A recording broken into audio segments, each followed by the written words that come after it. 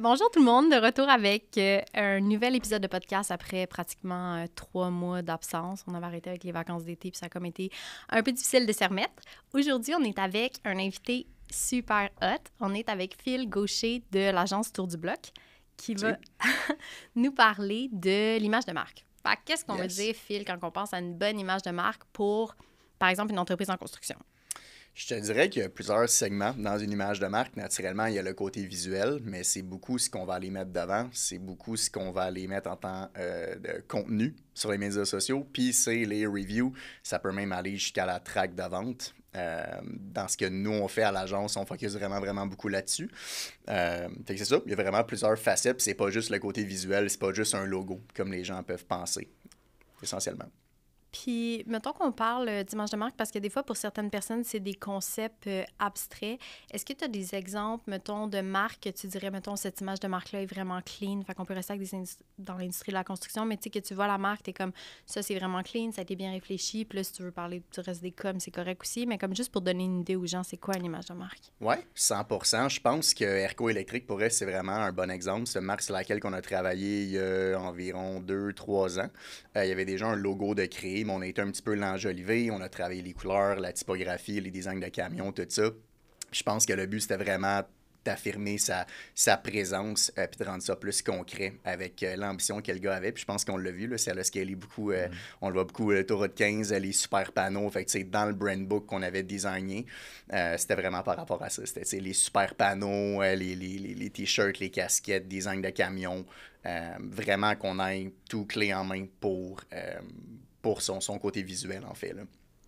Ça, je trouve que c'est tellement quelque chose d'important quand on parle des images de marque. Puis souvent, les gens, ils vont un peu all over the board quand ils pensent à leur compagnie. De se spécialiser. Comment c'est fort. Tu sais, quand tu veux parler d'une marque forte, avoir une image claire, quand tu es spécialisé comme Erco ou comme plein d'autres compagnies, Monspray, Calinette, whatever, de te spécialiser, ça fait en sorte que ton message est tellement plus facile à passer parce que les gens, ils se perdent pas dans 150 services. 100%, t'as absolument raison. Dans le fond, je pense que c'est super important de se nicher. Puis, tu sais, Erco, il le fait vraiment bien. Puis, tu sais, avant, il y avait vraiment plus un focus sur, supposons, les bornes électriques, puis sur les changements de panneaux. Puis là, on l'a vu que, tu sais, il y a eu un changement vraiment vers l'installation de nouvelles génératrices. Fait que c'est super important de mettre son message de l'avant. Puis nous, quand on a fait son site web, dans le temps, on a vraiment focusé là-dessus. Tu rentrais sur le site web, c'était directement un véhicule avec la borne, tout ça. Donc, le message était absolument clair. Puis, dans n'importe quel business, je pense que c'est absolument clé de se nicher. Tu veux toujours plus avoir l'air d'un expert que juste quelqu'un qui est un peu un jack of all trades, qui est correct dans tout, mais qui est excellent dans rien. Fait que ça, je pense que ça a été réussi. Puis il y a plusieurs autres de mes clients que ça a été comme ça, tu sais, qu'on a pris une marque où ce que, mais tu sais, nous autres, on est les spécialistes de l'enveloppe extérieure. Fait que, on fait des portes et fenêtres, on fait de l'isolation, on fait de la climatisation, on fait de la toiture, on fait du revêtement. T'es comme, ouf, ok, ouais. Tu sais, je me mets, tu sais, je comprends qu'il y a certains clients qui sont comme, moi, tu sais, je suis à l'aise que tu prennes tout mon projet en main, mais là, tu viens de réduire ta liste de clients potentiels pas mal. Tu es peut-être mieux de focusser sur une chose. Fait que ce client-là, bon, on a eu l'addiction de, écoute, qu'est-ce qui est le plus rentable, qu'est-ce qui est le plus rapide à installer, qu'est-ce qui va être le plus facile pour vous à scaler, aller chercher de la main-d'œuvre. Puis on a choisi, dans ce cas-ci, les portes et fenêtres. Puis honnêtement, tu sais, pour le ratio là, d'installation versus dollars générés est vraiment plus élevé qu'avec un focus sur le revêtement. Puis ça a fait une différence monstre dans sa croissance et son chiffre d'affaires. Puis on a complètement rebrand supposons, le brand plus générique qu'il y avait à quelque chose juste porte et fenêtre. Effectivement. Puis il y a deux choses là-dedans qui sont vraiment intéressantes. T'sais, premièrement, les gars, des fois, ils travaillent encore, les entrepreneurs, sur le terrain, là. Ouais. Quand ils sont au début, là. Ouais. Puis ils sont comme, je veux pas faire juste une affaire, je vais m'emmerder. Mais le but, c'est que c'est plus toi qui vas juste le faire, dans le fond. Tu vas avoir une équipe, puis ils vont commencer à être plus vite. Puis là, t'as aussi l'aspect que les gars, ils pensent que, j'aurais peut-être pas le volume. Non, t'as pas le volume live parce que t'es pas spécialisé. C'est vrai. Puis ton markup, il peut devenir meilleur si t'es spécialisé. Absolument d'accord, tu sais. Puis autant dans ton marketing, ta réputation, ton expertise, ta vente, chaque étape qui va mener à générer $1, tout ça va être avantagé par être niché. Tu es plus l'air d'un expert, tout ça. Puis essentiellement, quand tu es rendu même à ton installation, c'est plus facile, je dirais, je trouve des gars qui installent, supposons, des fenêtres ou des gars qui installent des bornes électriques, c'est tout le temps la même chose. Tu peux beaucoup mieux prévoir. Puis tu peux juste donner plus rapide et plus efficace en le faisant effectivement. Fait qu'au début, absolument, c'est un symptôme super fréquent que j'ai vu là, à chaque fois qu'on a des appels de découverte avec les clients qui vont nous parler de comme, ouais, c'est parce qu'on va lui donner le plus de chances possible d'aller chercher un chiffre d'affaires au début. Ouais. Au début, c'est ça. C'est juste, on veut vivre, on veut aller chercher les ventes, mais quand tu veux scaler, tu peux pas scaler sur une base qui est super large. Tu es mieux de te concentrer sur une chose puis scaler à la verticale, là, effectivement. En plus, c'est pas vrai que quand tu fais 10 affaires différentes, mettons, tu as la même marge partout, puis tu es capable d'être autant rentable sur toutes, puis tu es capable de pricer tes jobs aussi bien que si tu fais juste une affaire. Effectivement. Fait que ça se peut que même en voulant te diversifier pour soi-disant faire plus d'argent, tu finisses par prendre des jobs qui te font perdre de l'argent. Ouais. Donc, t'es bien mieux d'avoir un créneau, de savoir exactement combien ça te coûte sur chaque affaire, d'être capable de pricer vraiment right, puis d'être sûr de toujours avoir ton 30-40% plus de marge de profit. Là. Parce que si tu es un expert, tu es capable d'aller chercher ces marges-là. Là. Tu n'es plus avec des petites marges de 10-15%. Là. Non, c'est ça. Ça va être très difficile de scaler autant avec des marges de 10-15%, effectivement. Je pense qu'il y a pour ça qu'il y en a qu'on voit des fois, ils partent avec quelque chose puis ils finissent avec d'autres. Je ne vais pas prétendre parce que, bon, il y a des fois, on le sait pas, là, mais on le voit souvent, là, que ce soit dans l'électrique ou peu importe. Des gens qui ont commencé plus avec un focus, justement, comme mon client de revêtement, puis là, c'est rendu des portes et fenêtres. Souvent, tu débutes. Puis on les voit au début. Là. Mais tu sais avec quoi tu commences, tu sais juste pas avec quoi tu vas terminer. Mais je pense que tôt ou tard, tu veux mettre le pied dans le fond, tu n'auras pas le choix d'arrêter sur une chose. C'est mon avis. Puis, as-tu un conseil, mettons, comment tu dirais à quelqu'un de choisir son niche? Oui, je pense que ça dépend des gens. Il y en a, c'est sûr qu'il y a un gros facteur financier, on ne se le cachera pas. Il y a des niches qui sont tout simplement plus faciles. Je prends par exemple des clients en chauffage-climatisation. Eux autres, pour chaque vente, supposons qu'on focus plus sur les systèmes muraux, chaque vente est peut-être 4-5 000 s'ils vendent à des prix honnêtes, là, on s'entend. De quoi, dans leur overhead ou?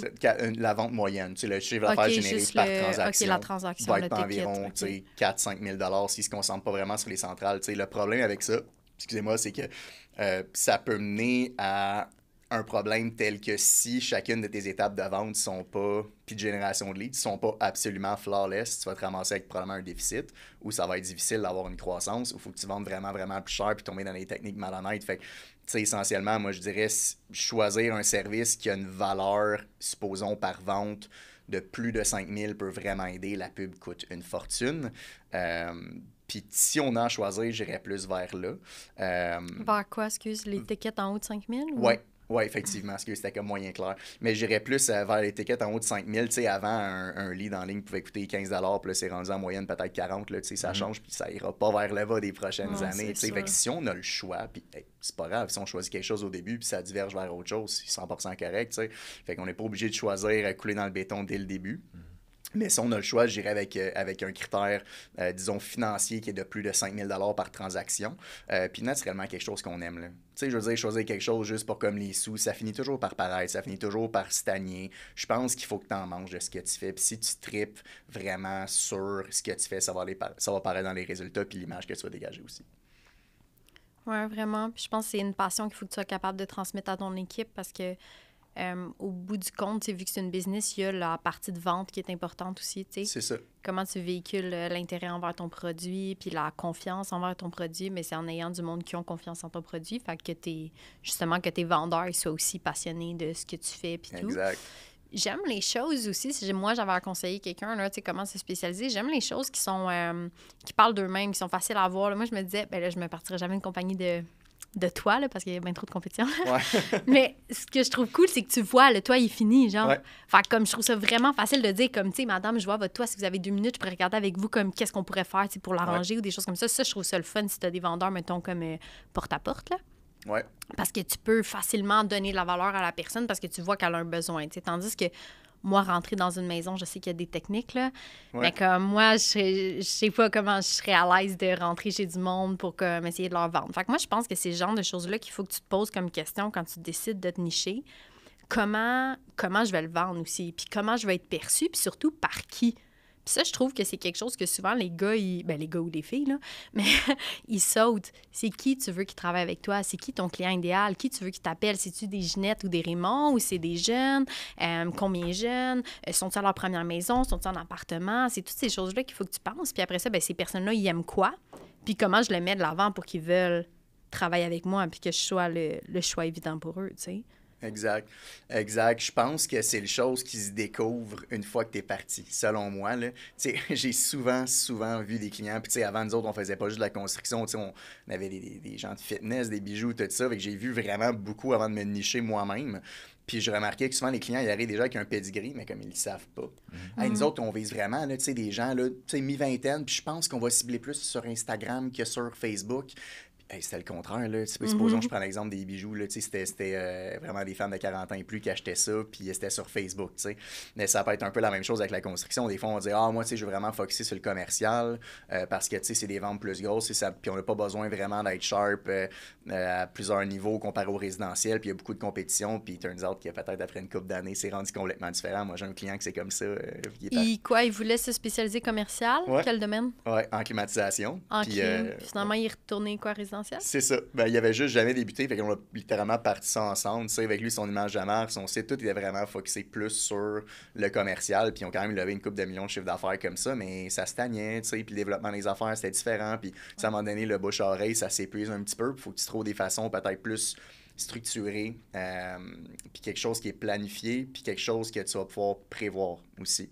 Fait que la beauté de la chose, c'est que tu peux bâtir un processus comme ça avec du commercial, mais essentiellement, dans leur cas, eux, je pense que c'était juste plus simple d'aller avec la publicité payante, des représentants, tu sais, qu'on peut juste former sur une traque de vente spécifique puis aller vendre des unités murales là, à monsieur, madame, tout le monde. Puis honnêtement, c'est tellement une belle niche. Si tu as la capacité d'aller chercher de la main-d'œuvre, il y aura toujours de la demande. Là. Fait que, si tu as une bonne agence ou tu as un bon plan pour te différencier puis tu fais du bon contenu, justement, tu mets ta marque de l'avant puis tu n'es pas juste à faire des offres qui sont un peu vides puis à dire on donne un petit bon service, comme ça veut un peu rien dire entre toi et moi. Là. Il y a moyen d'aller chercher une grosse part de marché là, assez rapidement quand même. Là. Oui, tout à fait. Puis ça, on l'entend tellement souvent. Là, nous, on fait de la bonne qualité ou des choses comme ça. Là. Notre service est excellent. Puis tout, comment il est excellent, genre? Ben, c'est parce que ça veut un peu rien dire. Puis c'est surtout les clients, ils prennent pour acquis ça.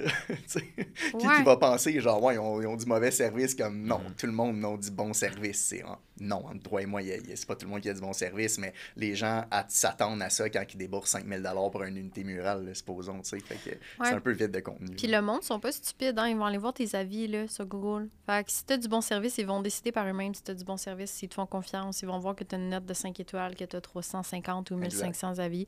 Puis ça, c'est tellement important. Là. Je pense qu'à chaque épisode de podcast, j'en parle. Là. Allez chercher vos avis. Allez chercher vos avis 5 étoiles parce que sinon, ça n'a pas d'allure.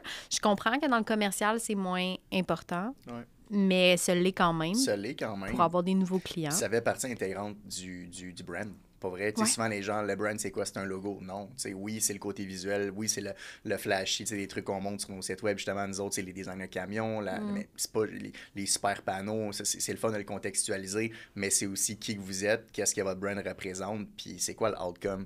Je m'en vais sur ta fiche Google, tu as 3.2 étoiles parce que tu réponds pas à tes clients, puis tu oublies d'envoyer tes factures, puis genre, tu sous-traites tout, puis ça paraît trop, puis comme... Non, je pense que c'est vraiment important. Puis essentiellement, ça peut être fixé vraiment rapidement. Là, je veux dire, d'acheter une petite carte Amazon là, à 50 pour aller chercher des reviews, puis tu donnes ça à tes installateurs, tu mets un petit incentive de comme, hey, je te donne tant, à chaque fois que tu vas me chercher un review 5 étoiles, ça peut vraiment aider à monter ça rapidement. J'ai des clients qui ont 800 reviews là, sur Google. Ouais. Honnêtement, puis il y a plein de façons ingénieuses de le faire. Là, nous, qu'est-ce qu'on a fait avec un de nos clients, c'est qu'on y a imprimé comme des cartes postales où il écrit un merci personnalisé de leur avoir fait confiance pour le travail, puis on a mis un code QR qui l'amène directement sur les reviews. Fait que dans le fond, lui, le problème, c'est que c'est pas lui qui faisait l'installation, c'est des sous-traitants. Je comprends. Fait qu'il était comme, tu sais, mes clients sont super satisfaits, mais tu sais, il closait pas la loupe, tu sais, c'est pas lui qui closait. Exact. Fait que là, ce qu'on a dit, c'est que tu vas donner ça à tes installateurs, tu sais, à tes sous-traitants, puis ils vont juste la laisser dans la cuisine, tu sais. Fait que les personnes sont pas toujours là, tu sais, quand tu viens, mettons, par exemple, nous, c'est un fabricant d'armoires, là, fait que, tu sais, ils sont pas toujours là quand tu viens installer les armoires. Ouais. Mais là, après ça, quand ils reviennent, ils ont une belle petite thank you note, toute personnalisée, écrite à main, merci beaucoup. Fait que là, ils sont comme, nice, c'est donc bien cute. Puis en plus, j'ai mis une petite photo d'eux, petite famille.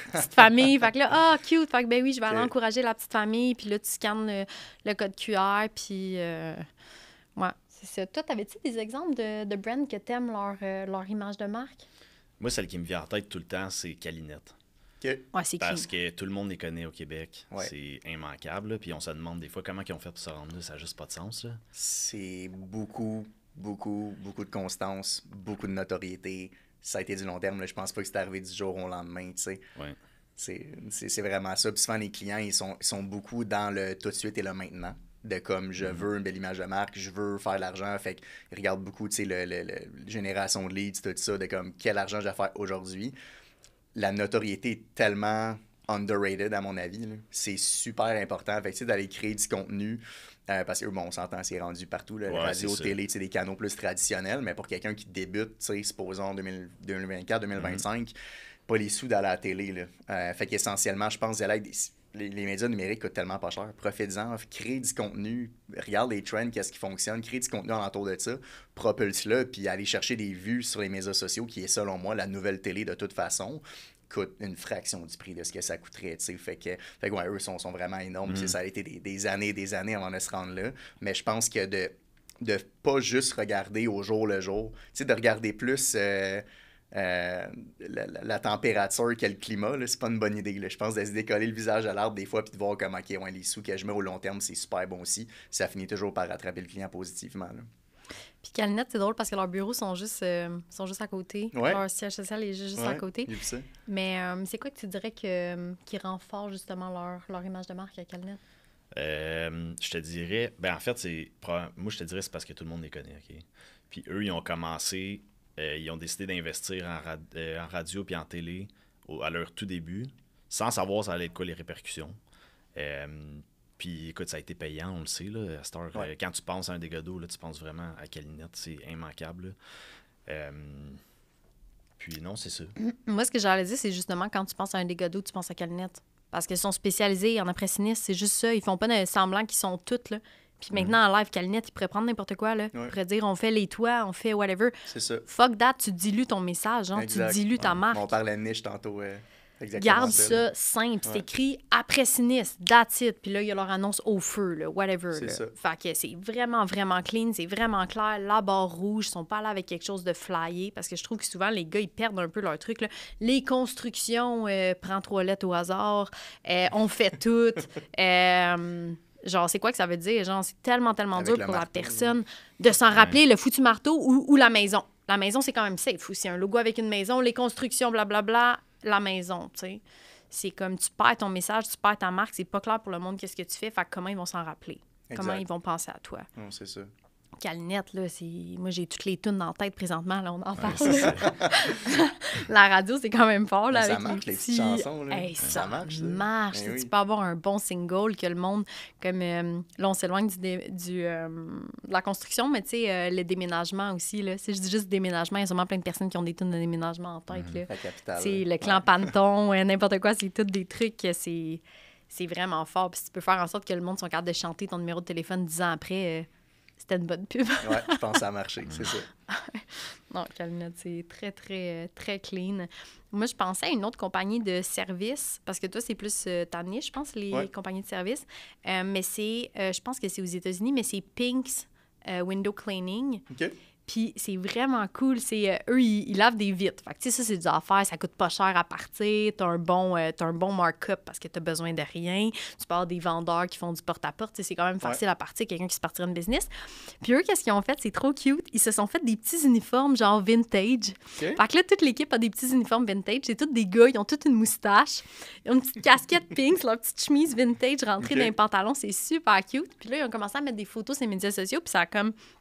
spread comme une trolley de poudre. Oh ouais, hein? Puis maintenant, ils vendent leur merch. Sur leur site, Okay. tu peux acheter genre leur petite casquette pink, tu peux acheter leur petite chemise, tout. Fait que tu sais, tu parles de créer une marque avec pas grand-chose, dans le sens où tu as juste pris le temps de réfléchir qu'est-ce qui serait différent. Je veux créer une expérience pour mes clients, je veux créer une marque, puis genre de mettre ça ensemble, puis là, ça spread, genre, parce que le monde, il croit, parce que c'est authentique. Tu parlais d'être vrai, d'être passionné et tout, là. Ouais, c'est super important. Ils sont arrivés avec une twist, puis là, c'est cool, le monde, il embarque, ils se prennent en photo, les filles, là, sexy avec les casquettes de ça, là, c'est vraiment cool, là. Fait que je pense que quand t'es clair sur qu'est-ce que tu fais, puis quitter, c'est facile de le mettre en valeur, puis ça prend juste une petite réflexion, puis pas avoir peur de faire les choses différemment aussi. 100%, tu sais. Puis quand tu regardes eux, ils ont rien inventé quand ils y pensent, là. Ils lavent des vitres, là. Fait qu'ils ont pris un concept super simple, puis ils ont juste trouvé une façon d'aller capitaliser là-dessus, puis de se mettre out there, là. Il y a sûrement 1001 compagnies dans leur ville, là, qui font ça, du nettoyage de vitres, puis le monde va penser à qui vous pensez. Ouais, C'est ça. clairement. Exactement. Puis je Ça pense vaut que la c'est le peine. même dans toutes les niches. Il y a de la compétition partout. Mhm. Je pense pas qu'on devrait s'arrêter non plus à la compétition. Plus qu'il y a de compétition, selon moi, ça veut dire plus qu'il y a de clientèle Ouais. aussi. Là. Fait que je pense pas que ça devrait t'empêcher non plus de te lancer dans une niche en particulier. Là. 100% d'accord. Puis ça veut pas dire que la compétition, si elle fait quelque chose, qu'elle le fait bien aussi. Absolument. Tu sais, des fois, les gens vont voir, lui, il fait beaucoup de ça. Moi, tu ne sais pas si ça marche. Là, tu sais. Fait que, on a souvent des conversations comme ça avec les clients où, t'as-tu des clients, tu sais, t'as plusieurs clients de fenêtre. Tu sais, ben oui, tu sais, puis c'est correct, t'en as besoin de compétition, puis vous n'allez pas atteindre les mêmes personnes non plus. Pourquoi? Parce que vous n'avez pas le même brand, vous n'avez pas le même message, vous n'avez pas le même produit. Puis le marché, non seulement il y a assez de place, mais aussi tu ne vas pas parler aux mêmes personnes. Fait que c'est pour ça que c'est important également de, quand tu le sais à qui tu veux parler, crée ton image alentour de ça, prends pas de chance. Ça coûte pas nécessairement une fortune non plus de se brander, là. Mais de parler à la bonne personne, moi, je pense que je roule 4 pages là, de porte et fenêtre en ce moment, puis il y a un petit overlap, c'est sûr, là, c'est certain. Montréal, c'est pas énorme non plus, mais chacun parle à son auditoire différente. Ils ont des offres qui ne se ressemblent pas nécessairement non plus. Puis ça paraît, puis chacun est capable de faire son chiffre d'affaires, puis on parle quand même des fois des 7 chiffres par mois. Là. Fait que ça, c'est ça. Je pense que c'est important de bien parler à la personne qu'on veut. Là. Puis pour être capable de faire ça, il faut que tu sois clair à propos de qui t'es puis qu'est-ce que tu as de différent des autres. Fait qu'il faut que tu te connaisses toi, puis après ça que tu analyses les autres. Parce que je trouve ça, comme nous, tu sais, toi, tu as une agence marketing, nous, on a une agence marketing. Ouais. Tu recommences à regarder là, des agences marketing, il y en a plus que de compagnies qui font des portes et fenêtres. Là. Oh, il y en a oui. chien. Là. Chaque coin de rue, littéralement. Il y en a une trolley. Puis quand tu regardes ça, t'es comme, oh shit, c'est comme quand même. Mais comme, faut que tu comprennes qu'est-ce que toi t'apportes de différent que les autres n'ont pas, genre. Puis une fois que t'es confortable avec ça, mais tu sais avec qui tu peux travailler. Puis les gars qui installent les portes et fenêtres ou des thermopompes ou qui font des toits, c'est la même affaire. Ouais. C'est qui ton client idéal, genre. Tu sais, puis là, on parlait du commercial, du résidentiel. Puis même, on pourrait rentrer l'institutionnel. C'est toutes des games complètement différentes, là. Absolument. Fait que genre, sois clair à propos de c'est quoi tes objectifs, à qui t'as le plus à offrir, qu'est-ce qui te rapporte le plus, puis honnêtement, positionne-toi clairement pour ton segment, là. Ouais. Hey, tout ça fait. Là, moi, j'ai un client qui a récemment signé l'UDM pour refaire tous les planchers.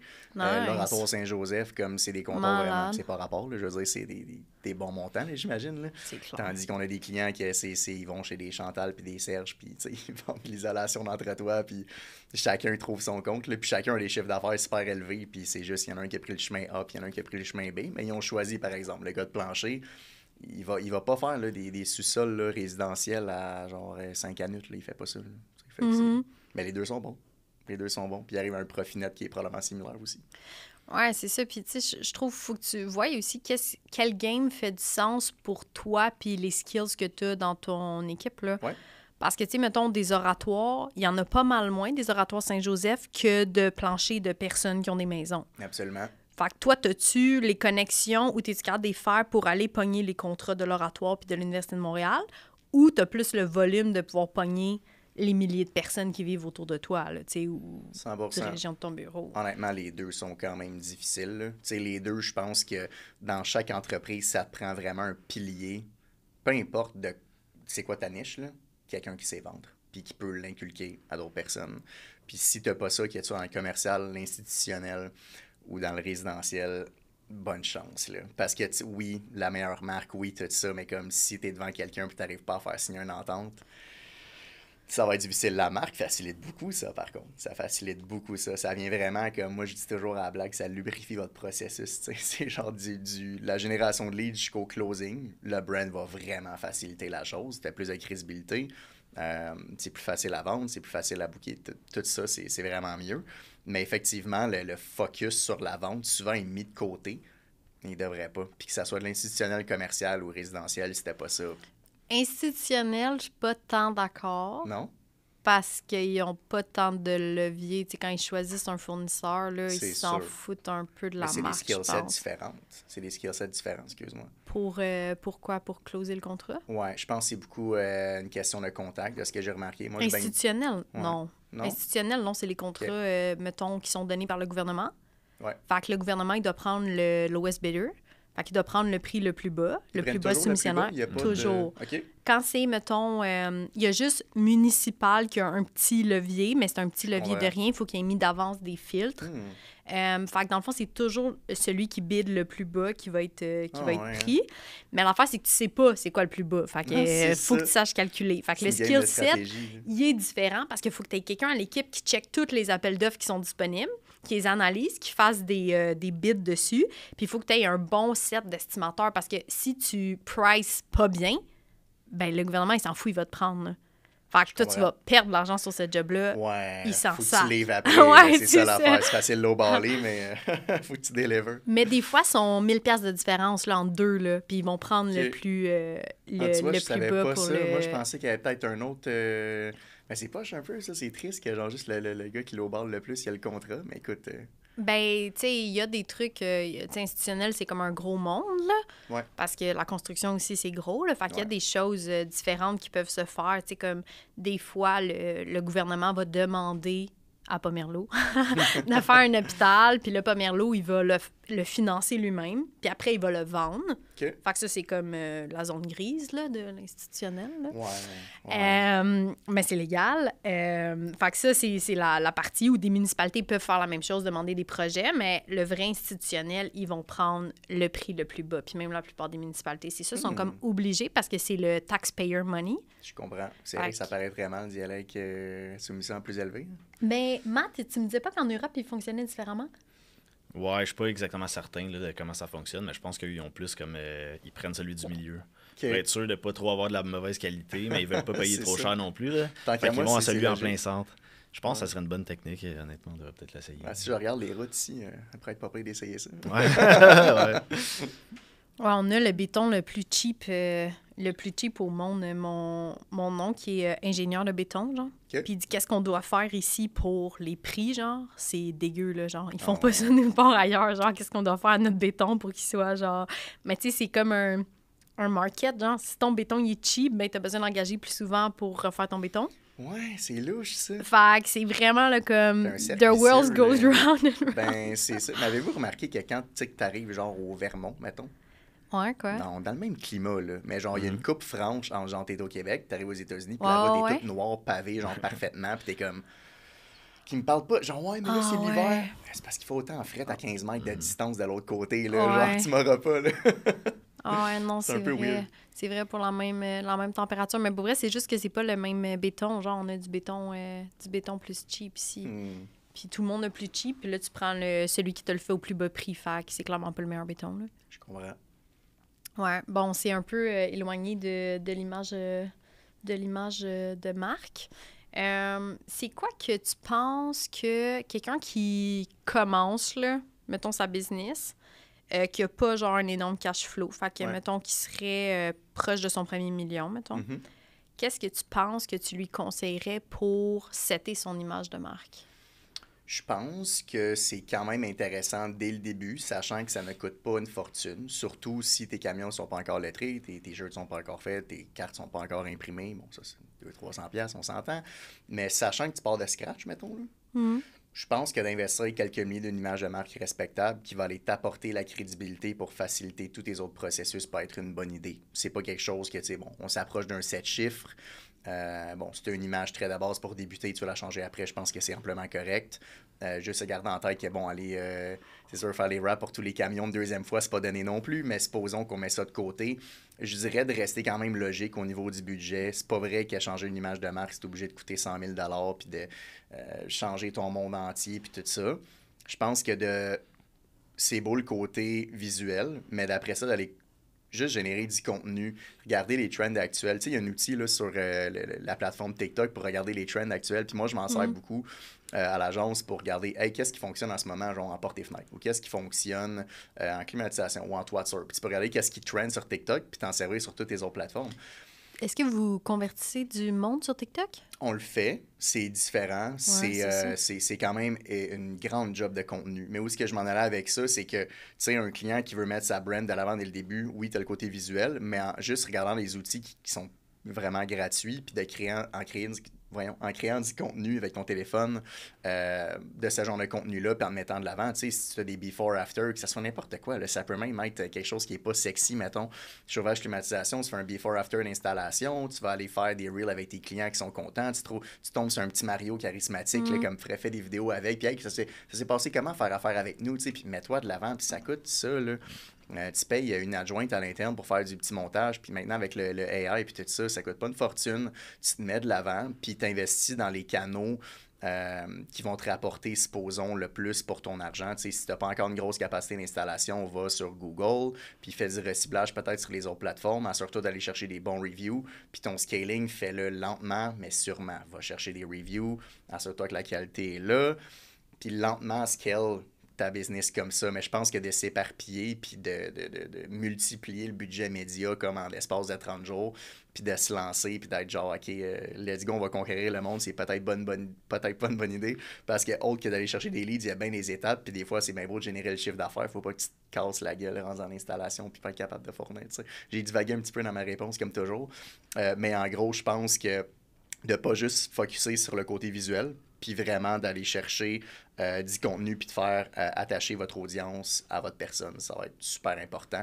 Puis c'est très low cost. C'est vraiment juste de le faire, de vérifier ce qui marche, de le reproduire moindrement. Puis c'est un très bon starting point selon moi. Ouais, je pense que toi, tu vois beaucoup l'image de marque comme une continuation aussi des communications. On dirait que tu vois ça quand même plus broad. Moi, on dirait que je le vois comme une étape au début. Parce que nous, mettons, on commence, là, on fait l'image de marque. Mais toi, tu le vois comme vraiment comment ça va s'intégrer partout dans la business. Puis je trouve ça intéressant. Puis un des trucs que tu as nommé, que je trouve que souvent, les gars, ils sautent un peu au début ou ils vont trop safe. Pour moi, c'est le camion. Ouais. Brandez votre camion. Brandez bien votre camion. Genre un bon rap, genre un beau rap, quelque chose qui flash, là. Puis là, si vous avez les noms construction, 3 lettres, là, genre changez ça. Prenez quelque chose de clair, le message clair, un beau rap. Puis ça devient ta publicité sur la route, là. Puis là, tu sais, je dis pas si vous faites des institutionnels, là, ça s'applique pas. Mais comme d'avoir un beau camion qui vous représente, c'est vraiment, vraiment clean. Puis là, dépendamment si ils sont en bas du million, vous en avez peut-être pas 12, là. Mais comme un ou deux beaux trucks qui roulent avec une belle image, c'est vraiment clean. Ce qui est le fun aussi, c'est quand vos employés peuvent devenir aussi des ambassadeurs pour vous. Fait que des chandails. Puis on parlait avec un client cette semaine, puis c'était quand même cool parce qu'il disait... là, je t'écœurais à chaque fois que je vais au gym. Je vois plein de filles avec des chandails de nos compétiteurs au gym. Puis ça me fait chier. Fait que là, sa responsable RH a dit, tu sais ce que ça veut dire? Il dit, ouais, nos gars s'entraînent pas. Là, il est comme, non, c'est pas ça que ça veut dire. Elle dit, ça veut dire qu'eux, ils ont reçu du linge pour leur blonde. Genre, ils passent la brand. Genre, fait que là, ça fait que comme ça, tout le monde puis nous, c'est une petite municipalité, notre client qui habite, tout le monde dans la ville voit ton compétiteur, dans le fond, partout. Tu le vois à l'épicerie parce que tu as ton staff, puis là, tu peux en passer des cotons wattés aux blondes, puis tout. Fait que là, tu deviens plein d'ambassadeurs de ta marque qui se promènent partout dans ta ville. C'est comme une belle publicité, surtout 100%. Si tu as des bons employés. Là. Ouais, ben surtout, tu sais, si tu viens d'une petite ville, puis tu veux vraiment comme spread from there, puis prendre de l'ampleur à partir de là, tu sais. Ça fait une différence, veux pas, là. C'est des petits détails qui font une différence au bout de la ligne. Oui. Puis si tu as une belle marque, c'est ça, brand puis des bons employés, brand tes employés, brand tes camions. Moi, je trouve que c'est déjà un beau départ de là. Oui, 100%. De se mettre clair c'est quoi. Puis là, c'est de faire attention aussi. Si tu donnes un camion à un employé puis tu lui donnes un chandail à lui puis à sa blonde, ça devient des ambassadeurs pour ta marque. C'est vrai. Ça veut dire qu'il faut qu'il soit clean, là. Ça veut dire que... comme un fou avec le truck brandé, là. S'il conduit comme un malade, puis il texte, puis il fume, puis il crie, puis il crache, puis tout, tes avis, ça va être ça. Puis on en checkait des compétiteurs pour un client. Puis leurs chauffeurs sont fous. Leurs chauffeurs sont agressifs. Vos hosties de chauffeurs, tu veux pas que ça soit ça l'histoire de ta brand. Mais si on le regarde d'une façon positive, là, ça te fait quand même réaliser que, comme, oui, quand que ton chauffeur il est épouvantable, c'est une chose, mais ça peut aussi aller de l'autre côté. Là. Ça veut dire quoi? Ça veut dire que les gens, ils le remarquent puis ils le voient ton camion. Fait que en partie, ça vient de représenter pourquoi c'est important de le faire, tu sais. Puis même affaire au gym aussi, là. C'est des gens, comme tu dis, ils viennent ambassadeurs, mais souvent, des mauvais reviews, on dirait que ça trigger les gens sur la route, là. J'ai souvent vu ça. Tu regardes les 2-3 one-star qu'il y a, c'est son installateur qui conduit comme un fou puis qui envoie promener le monde dans le trafic, là. C'est des affaires qu'on penserait pas. Non, mais faut que vous fassiez attention avec ça, là. Un de nos clients, il y a quelqu'un qui a mis une photo de un de ses gars sur son cell dans son truck. Fait que, tu sais, une photo, là. Fait que, tu peux pas dire c'était pas nous, on n'est pas passé là. Tu sais, il faut que vous fassiez attention, là. Faut que ça soit clair que si vos gars, ils ont votre truck. Puis j'ai vu une autre compagnie, là, tu sais, le gars, il se parque en double chez Walmart, les portes ouvertes, là, c'est sa bonne femme qui sort. Puis là, t'es comme, c'est une grosse compagnie, là. Puis J'étais comme, fais attention, là, parce que là, tu donnes un truck à lui qui va faire ses commissions avec sa famille, puis genre, il fait juste n'importe quoi, puis il fait un show en avant. Ça, c'est comme une mauvaise publicité pour toi. 100%. Puis c'est quoi, tu penses, un bon filet de sécurité pour ce genre de situation-là? C'est ta culture d'entreprise, je pense. Que si tu as une marque, que tu communiques bien, que tu t'apportes la fierté de ta marque à tous les jours avec tes T'as gars. le bon staff aussi. Hein? Ah ouais, c'est clair. Puis, tu sais, ça, je trouve que ça va dans tes communications. Tu sais, toi, t'es beaucoup un gars de com, là. Qu'est-ce que ta marque, elle communique et tout. Ça va avec tes médias sociaux. Mettons, tu mets des photos de ton équipe, tu mets des vidéos de ton équipe. Ah, aujourd'hui, on est avec un tel, il fait telle installation. Les gens, ils voient tes employés. Puis les autres employés, ils vont venir en fonction de s'ils trouvent qu'ils fit ou non, genre. Ça, c'est absolument vrai. C'est absolument vrai. Moi, je l'ai vécu beaucoup personnellement quand j'ai racheté les parts de mes anciens actionnaires, dans le fond, puis que j'ai redéfini la vision justement plus vers la construction, puis tout ça. Ben, veux pas, le staff, c'est un peu, je vais pas dire nettoyé, là. C'est pas que les gens qui étaient là, je veux dire, ça s'est enligné plutôt avec la nouvelle vision, mais c'est la même affaire. Quand de base, c'est bien établi, t'attires les bonnes personnes qui vont venir coller à toi puis qui fit avec cette vision-là. Puis, je regarde mon staff, supposons, actuel, je parle de ça, mais ça s'applique définitivement dans la construction. C'est bizarre parce qu'on a fait nos tests de personnalité récemment, puis pour vrai, il y a une grosse similaritude entre moi et tout mon staff. Mais on les avait pas fait avant, je le savais pas, j'avais pas accès à ça. Fait que ça a juste comme adonné de comme. Ça a juste été une petite preuve de plus de comme t'établis bien ta vision. Dans l'entrevue, tu sets les attentes, puis vraiment, c'est quoi cette entreprise-là, puis où est-ce que ça va, puis ça fait un monde de différence après ça. Oui, puis ça se ramène dans l'image de marque aussi parce que, mettons, tu dis, tu sais, toi, tu as 3 ou 4 clients dans les portes et fenêtres. Ouais. Fait que, mettons, j'imagine qu'il y en a qui sont plus haut de gamme, on va dire. Ouais. OK. Fait que tu dirais-tu que leur staff, il a besoin d'être plus, mettons, un meilleur fit avec une clientèle haut de gamme que ceux qui seraient peut-être moins haut de gamme? Je pense que oui. Puis c'est vraiment pas tant dans le paraître parce que je sais qu'il y a un de mes clients qu'on vend vraiment un produit haut de gamme, que y a le chef installateur, il a l'air de sortir de tôle, là, mais il donne un Puis ça marche bien, ça? Oui, mais honnêtement, les reviews machine, sont le gars, superbes, il est là. tellement bon. Puis, Il a juste pas l'air, genre. Quand les clients ils ouvrent les rideaux puis ils le regardent par la fenêtre pendant qu'ils arrivent, ils doivent se dire comme mais ils se mettent à parler 2 secondes, il est tellement sweet, comme boum boum, il y a des amorces, puis genre hey, aujourd'hui madame, on va faire ça, ça. Inquiétez-vous pas, il n'y aura pas de rayures sur vos planchers, on va mettre ça, on va les mettre. Fait je pense que ça fait vraiment une grosse différence. Fait que oui, 100% que oui. Puis c'est sûr, il y a quand même, il y en a beaucoup qui vont dire ouais, mais tu sais, la main-d'œuvre est tellement rare, fait qu'on fait juste ce qu'on peut et non ce qu'on veut, tu sais. Mais comme je pense qu'il y a quand même un genre d'entre-deux que tu peux aller chercher, puis que ça va paraître au bout de la ligne. Ouais, puis tu sais, ça fait partie de ton marketing aussi. Tu mettons, t'attires plus de clients, mais souvent, c'est comme un peu aussi une stratégie croisée. T'attires plus d'employés. Tu sais, t'attires des meilleurs jobs, des meilleures qualités. T'attires des meilleurs employés aussi. Ouais. Puis, tu sais, on le voit, là, tu sais, des équipes, mettons, plus haut de gamme. Fait que, mettons, si on passe juste du résidentiel commercial, c'est pas le même gars, là. Non, effectivement. Surtout si tu regardes de différents milieux, là. Mettons, nous, on parlait souvent de toiture, là. Mais comme, c'est pas les mêmes gars qui sont ces toits résidentiels d'habitude qui sont sur du commercial, là. Genre, non, c'est pas les mêmes équipes, c'est pas ton même persona, là. Genre, fait que c'est quand même important qu'est-ce que tu mets de l'avant. Puis en plus, ton résidentiel, c'est encore plus important qu'est-ce que les gars, ils ont l'air, je trouve, parce que, ben là, je parle pas s'ils sont sexy ou non, là. Genre, je veux juste dire comme s'ils se tiennent bien, puis ils sont capables de regarder les clients dans les yeux, puis ils se rasent, puis ils arrivent pas, genre, tout poqué de la veille. Tu sais, c'est juste ça que je veux dire. C'est un challenge en toiture, oui, c'est un challenge. C'est un domaine quand même assez funky, la toiture, là. Ah, c'est que c'est tellement dur. Les gars de Bardo, là. Ah, c'est tellement dur. Oui. Il y a un de nos clients qui nous a dit... parce qu'ils ont fait un toit comme on the side. Eux, c'est pas leur niche. Ils ont fait ça, genre, je sais pas, pour de la famille ou whatever. Puis ils disaient, c'est tellement dur, faire la toiture, ils devraient donner ça au lieu des sentences de prison, genre. C'est fucking difficile. Puis, c'est tellement, tellement dur. T'as-tu déjà fait un toit? Non. Oh non. Nous, on a déjà fait un toit. OK. On a fait le toit de sa mère, dans le fond. Ah ouais. C'est vraiment, vraiment, vraiment difficile. Fait que les gars qui sont en toiture, genre, honnêtement, votre travail est reconnu à votre juste valeur parce que c'est extrêmement, extrêmement physique. Matt, t'avais-tu des questions pour Phil avant qu'on termine sur l'image de marque? Non, pas vraiment. OK. Phil, t'as-tu quelque chose que tu veux rajouter avant qu'on termine?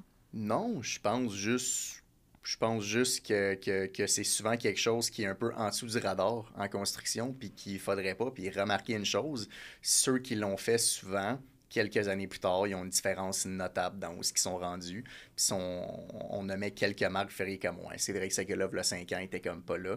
Puis il investit dans une image de marque, il a focusé sur les bonnes choses, les reviews, bons services, création de contenu, des beaux marqueurs visuels, puis une petite coche de plus peut-être que la compétition. Fait que je finirais juste sur cette note-là. C'est tellement vrai, honnêtement, là, parce que, comme, puis en plus, ils le savent, là, tout le monde qui a une entreprise de construction sait c'est qui ses compétiteurs qui sont autour d'eux, là. Ouais. Puis il y en a sûrement un qu'ils ont vu qu'il y a une couple d'années, il a pris un shift pour se positionner, dans le fond. Puis, tu sais, faut pas penser que c'est magique, là. Faut pas penser que la journée que tu changes ton image de marque, le téléphone sonne, là. C'est un investissement que tu fais dans ta business. Exactement. Le brand, là, c'est vraiment médium à long terme. Faut retenir ça. Puis il faut arrêter, tu sais, je parlais de climat puis de température, c'est exactement ça. Faut arrêter de le voir jour le jour. Qu'est-ce que je peux faire aujourd'hui pour que demain, non. Pense au long terme, tu vas être encore là dans 5 ans, tu vas être encore là dans 10 ans. Pense à ça, puis investis à travers ça. Puis ça va toujours revenir. Puis je pense que c'est pour ça probablement que c'est les plus moyennes et grosses entreprises qui le font. Ouais. Parce que quand t'es plus petit, t'es tellement focusé sur trouver la next job pour garder tes gars, pour garder ton équipe, pour garder tes payes. T'es tellement focusé là-dessus que t'as pas le temps de prendre le temps de faire un investissement, dans le fond. T'as pas le temps de prendre ce cash-là puis de le mettre puis de prendre le temps de faire tes raps puis tout parce que t'es trop pris dans ton quotidien. Puis là, c'est un peu de faire le Swift si tu veux t'en sortir puis passer à la prochaine étape, dans le fond. Absolument. De faire l'investissement. Puis si toi, tu n'investis pas dans ta business, comme moi, je trouve ça dur de vendre aux clients qu'eux, ils devraient investir dans ta business. C'est vrai. Ça fait pas de sens pour moi. Tu arrives avec ton pick-up dégueu, tu as fait ton logo sur Paint, puis genre, tu veux me vendre genre plus cher que le gars qui est... Ben de plus en plus, la construction, ça attire des talents de vente, hein? Puis des gens qui c'est pas des gars de métier, qui voient la construction comme un levier financier. Puis il y a beaucoup de gars qui ont peut-être plus de talent que ces gens-là qui vont se faire shifter royalement parce qu'eux, ils ont vraiment un mindset purement business, purement vente, purement chiffre d'affaires. Ce qui va faire en sorte qu'il va falloir qu'ils s'adaptent tôt ou tard. Puis de plus en plus, on le voit, moi j'ai de plus en plus de demandes pour de l'image de marque. Puis il y a de plus en plus il y a beaucoup de mes clients, supposons, qu'ils se font pointer du doigt. Là. Ah ouais, tel gars, je le connais. Tel gars, je le connais. Pourquoi? Ils ont investi dans l'image de marque. Puis quelques années plus tard, après mettre... je veux pas 40 000, 50, 60, 80 000 de pubs par mois, ils se font voir, puis ça vient aussi aider tout le reste, là. Mais ouais. C'est tellement vrai, là, honnêtement. Là. Moi aussi, j'avais l'impression que la construction, quand j'ai commencé, j'étais comme, c'est quelqu'un qui travaille dans ce domaine-là pendant un bout, puis après ça, il devient qu'il a sa compagnie, puis tout.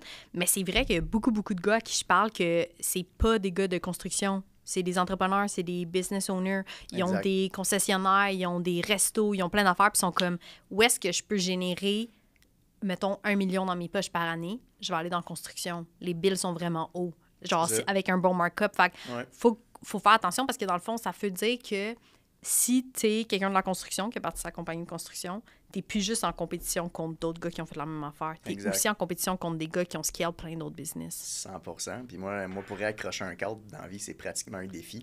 Mais genre, tu me demandes d'escaler une business, ben je vais le faire, tu sais. Tandis qu'il y en a des gars qui seraient comme, haha, puis il a un bardeau, il va te torcher ça de même, tu sais. Puis moi, je serais comme, je commence par quoi? Ben, c'est la même chose. Fait que, tu sais, je pense que de rester dans son siège, mais de rester conscient des autres sphères qui alentour puis de pas les oublier serait une très bonne idée, là. Fait que, tu sais, si tu veux être sur tes chantiers, tu veux roder ça, tu veux le différencier par ta capacité, pas juste ta capacité d'installation, mais la qualité de tes installations, fais-le, mais oublie pas qu'il y en a un autre qui dort pas, puis qui investit dans sa marque, puis qui est probablement le couteau entre les dents, puis qui veut te dépasser, puis peut-être qu'il est capable parce qu'il sous-traite tout, puis il vend plus cher, justement, parce qu'il investit dans sa marque, puis tout ça. Fait que, ouais, il y a beaucoup de gars de métier qui sont archi talentueux, qui donnent probablement du meilleur service et la meilleure qualité que bien des gens qui se démarquent pas parce qu'ils n'investissent pas dans leur marque, tout simplement. Puis, tu sais, la pénurie de main-d'œuvre en construction, ça va sûrement être de pire en pire parce que c'est extrêmement difficile.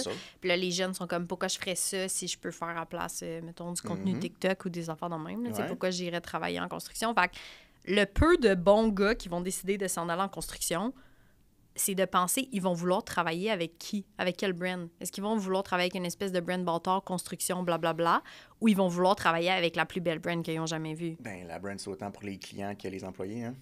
Tu sais, je veux dire, pour qui tu veux travailler avec le gagnant, c'est sûr, là. Exact. Si vous voulez des winners, positionnez-vous comme un winner. C'est vraiment ça, je trouve, qui est la job de réflexion à faire, là. Qui tu veux attirer comme tes clients puis comme tes employés? Parce que si tu te positionnes comme le plus cheap, ben, les employés que tu vas attirer, c'est aussi les plus cheap. 100%. Puis quand, là, on le voit avec le salaire minimum, là, tous les jobs au salaire minimum, quand le plus cheap, il va pouvoir travailler pour l'autre juste en haut de toi, mais c'est ça qu'il va faire, là. Ouais. Fait que genre, tout le monde, tu sais, le salaire minimum, là, les jobs au salaire minimum, il n'y a plus d'employés là, des restos là, ou toutes les places qui sont difficiles à avoir parce qu'ils peuvent tous se trouver des jobs payés à 22 ou je sais pas trop. Ben, 100%. Quoi, là. C'est à chaque fois que je vais pas là à chaque jour non plus, mais à chaque fois que je vais au McDo au coin de chez nous, c'est jamais les mêmes personnes. Là. Ah ouais? Là, tu vas me dire, ouais, il y a genre beaucoup d'employés. Je pense pas tant que ça. Là. Le volume n'est pas si intense. Puis c'est juste jamais les mêmes personnes. Je me suis jamais fait servir par la même personne 2 fois là-bas. Ouais, c'est fou, là. crazy. Fait que c'est quand tu le regardes dans d'autres niches également, dans d'autres types d'entreprises. Ça va être un peu ça aussi en construction. Là, à un moment donné, il va vraiment falloir que tu te démarques. Puis si tu n'investis pas dans ce qui attire les gens, autant les clients que les employés, ça se peut que tu te fasses mettre de côté éventuellement. Là.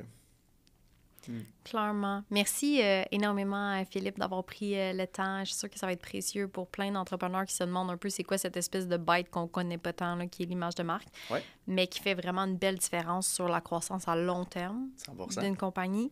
Puis oui, c'est à faire aussi en construction, même si vous voyez plein de compagnies de construction qui le font pas.